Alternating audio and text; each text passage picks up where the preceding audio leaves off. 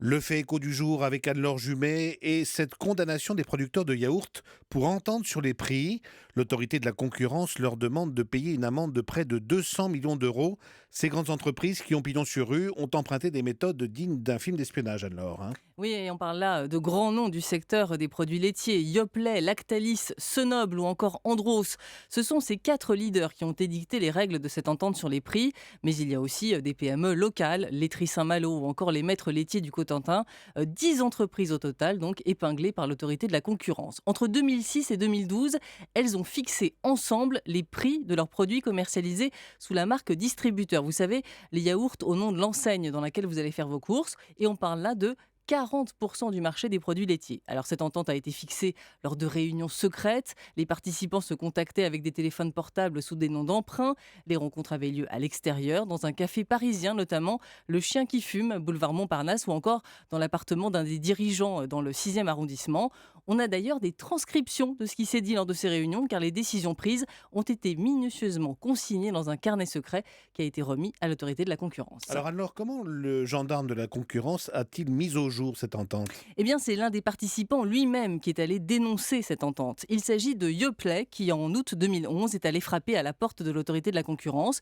Pourquoi Eh bien, pour bénéficier d'une procédure qu'on appelle la clémence et qui existe depuis 2001.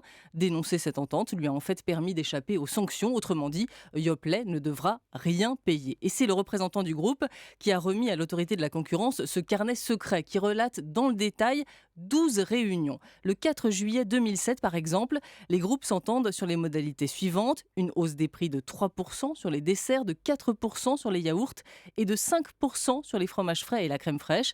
Des augmentations qu'ils voulaient imposer aux distributeurs dans le cadre des négociations commerciales. Les géants des produits laitiers s'entendaient même sur la manière de justifier ces hausses auprès des grandes surfaces. La canicule, la hausse des prix du lait ou encore l'augmentation du prix des fruits. Et puis ils signaient des pactes de non-agression, se répartissaient les volumes dans le secteur en faussant même pour cela les appels d'offres auxquels ils répondaient pour que rien ne change. L'enquête de l'autorité de la concurrence a duré 3 ans et a donc débouché sur cette amende conséquente de 192 millions d'euros. Et donc aujourd'hui c'est terminé, mais ce n'est pas la seule entente, hein, épinglée dernièrement par l'autorité de la concurrence. Et non, en décembre dernier, le gendarme de la concurrence avait frappé un grand coup en condamnant des géants de la lessive. 361 millions d'euros d'amende pour Unilever, Procter Gamble ou encore Colgate-Palmolive.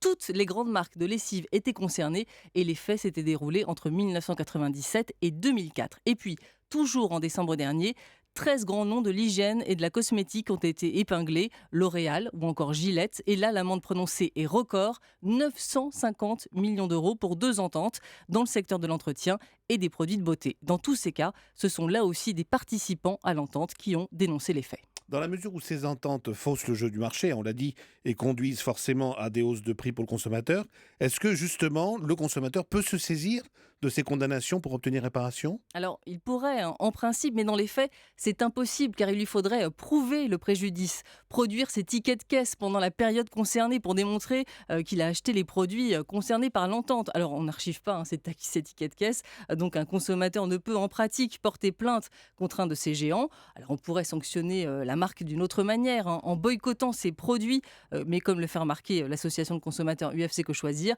comme tous les grands acteurs sont concernés par ces ententes, c'est là aussi impossible d'échapper à un de leurs produits dans les rayons. C'était le Tout Écho avec Anne-Laure Jumet. Merci Anne-Laure.